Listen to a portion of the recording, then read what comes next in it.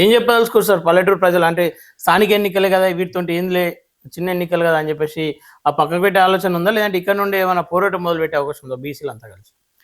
ఖచ్చితంగా వచ్చే సమయంలో ఖచ్చితంగా బీసీలైతే ఐక్యం కావాల్సినటువంటి అవసరం ఉంది. ఇప్పుడు అవేర్‌నెస్సు రాష్ట్రంలో, తెలంగాణ రాష్ట్రంలో బీసీల వాయిస్ బాగా పెరిగింది. ఎస్సీ, ఎస్టీ బీసీలలో గూడా ఐక్యత పెరిగి బాబాసాహెబ్ అంబేద్కరిజం గాని, కాంశీరామ్ గారి ఆలోచన విధానం గాని, ఈ తెలంగాణ రాష్ట్రంలో ఇంకెంతకాలం మేము రాజకీయ బానిసలుగా ఉండాలి, ఇంకెంతకాలం మేము ఈ కాంగ్రెసు, బీఆర్ఎస్‌ను మోయాలి అనేదైతే బలంగా వచ్చింది వాయిస్. ఒక అందరిలో ఇది ప్రజలలో వచ్చింది. దీన్ని గటగట్టకపోయిన దాన్ని వచ్చింది.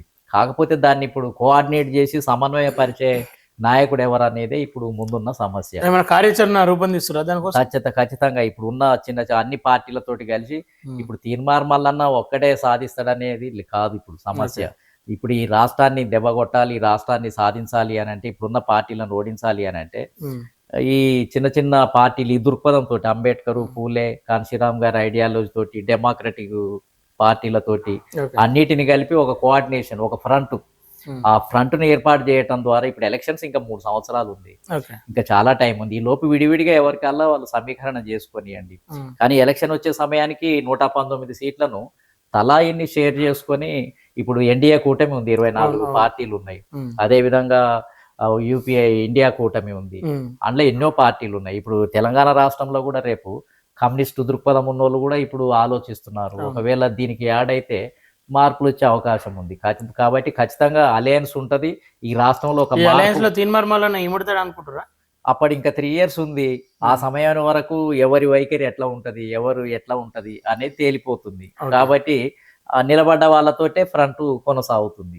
ఆ విధంగానే ఈ రాష్ట్రంలో మార్పు అయితే వస్తుంది ఖచ్చితంగా. ప్రజలలో ఒకటి అయితే నాటుకుంది, ఎంతకాలం ఈ అగ్రవర్ణాలు వీళ్ళ ఆధిపత్యం, ఈ ఎస్సీ, ఎస్టీ, బీసీల వాళ్ళ వాటా రావాల్సిన అవసరం లేదా, వాళ్ళు ముఖ్యమంత్రులు కావాల్సిన అవసరం లేదా, రాజకీయ బానిసలుగానే ఉండాలా, జీవితకాలం అంతా ఓట్లేసే వాళ్ళలాగానే ఉండాలా, గొర్రెలే కాయాలా, కళ్ళే గీయాలా, చెప్పులే కొట్టాలా, కూలీలుగా ఉండాలా అనేదైతే బలంగా ఒక వాయిస్ ఉంది. అన్ని పార్టీలలో ఒక అలజడి మొదలైంది. ఈ అలజడిని కన్సాలిడేట్ చేసుకోవటానికి ఓట్ బ్యాంకును సమీకరించుకోవటం అనేది మా ముందుంది. అది మేము ఎట్లా చేయగలుగుతాము, ఆ రకమైన శక్తులు నిలబడగలుగుతాయా, మళ్ళీ ఒంటెద్దు పోగడలు పోతారా, ఇవన్నీ భవిష్యత్తు మీద ఆధారపడుతుంది. కాబట్టి ఇప్పుడు నేపాల్లో ఒక రివల్యూషన్ వచ్చింది, మనం చూసినాం. ప్రజలంతా రోడ్ల మీదకి వచ్చి లక్షలాది మందిగా వస్తే ఎవరు ఊహించాము అలాంటి రివల్యూషన్ వస్తుందని. కాబట్టి ఇప్పుడు తెలంగాణలో కూడా ఇటువరకు అనేక విప్లవాలకు ఇది నాంది.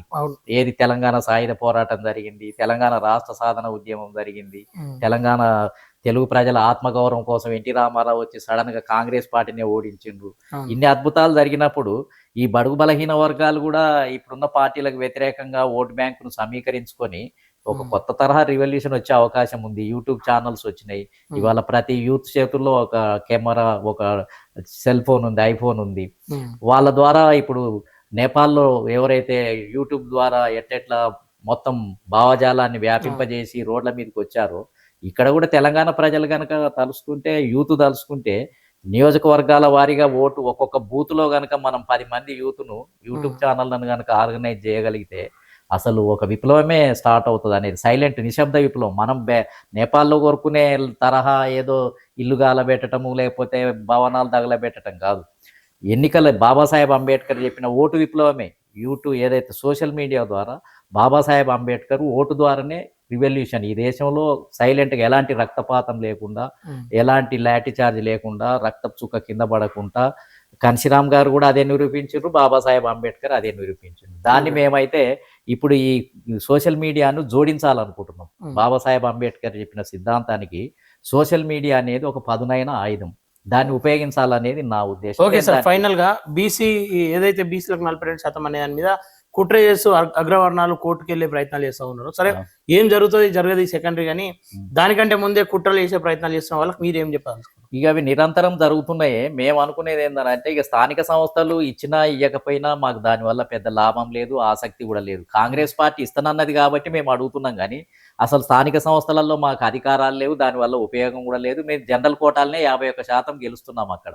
కాబట్టి మేము కాన్సన్ట్రేషన్ అంతా కూడా ఎమ్మెల్యే సీట్లు, ఎంపీ సీట్లు, రాజ్యాధికారం మీదనే మా కాన్సన్ట్రేషన్. వచ్చే 2028 నాటి అసెంబ్లీ ఎన్నికలకే మేము సిద్ధం అవుతాం. ఇది ఇది ఈ లోకల్ బాడీ గురించి మాకు పెద్దగా ఆసక్తి లేదు. మేము దాని మీద అది వచ్చినా ఇచ్చినా కుట్రలు చేసినా కుతంత్రాలు చేసినా కోర్టు తీర్పులు ఎటొచ్చినా మేము పెద్దగా బాధపడాల్సింది లేదు. దానివల్ల వచ్చేది ఏం లేదు. ఆల్రెడీ కాంగ్రెస్ అభయం ఇచ్చింది కాబట్టి నువ్వు అమలు చేయమని అడిగాము అంతే. ఓకే. వాళ్ళు అమలు చేస్తారా చేయాలనేది వాళ్ళ ఇష్టం. ప్రజలు అప్పుడు రివోల్ట్ చేస్తారు, అడుగుతారు. కాబట్టి మేము దాని మీద పెద్దగా ఆసక్తి అయితే లేదు.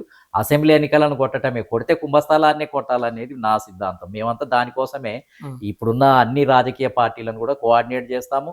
కొత్త శక్తులకు పదును పెడతాము. ఈ రాష్ట్రంలో మార్పు తీసుకొచ్చి తెలంగాణ ఉద్యమం తర్వాత బహుజన ఉద్యమమే మళ్ళీ ఈ రాష్ట్రంలో పెద్ద పెను మార్పులు వస్తుంది అనేది నా ఉద్దేశం. Okay sir, thank you so much sir. Okay, చూస్తారు కదా, ఇది ఇవాళ విశేషాలు. ఏవైతే స్థానిక ఎన్నికలపైన కుట్రలు వేసేవాళ్ళు ఎన్ని కుట్రలు వేసినా ఖచ్చితంగా అది మాత్రం అసెంబ్లీ ఎన్నికల్లో ఏం చేయలేరు. ఖచ్చితంగా మా టార్గెట్ కూడా కుంభస్థలమే అని చెప్పేసి క్లియర్గా చెప్తా ఉన్నారు. స్థానిక ఎన్నికల్లో పోటీ చేసే వాళ్ళు కూడా గ్రామాల నుండే ఒక మార్పును మొదలు పెట్టాలి. ఓటుకు నోటు అనే మాటను పక్కన పెట్టి నిజంగా ఓటును నిజాయితీతో వేసే విధంగా ప్రజలను చైతన్యం చేయాలని చెప్పేసి ఈ సందర్భంగా కోరుకుంటూ చూస్తున్నాను ప్లస్ టీవీ. Thank you.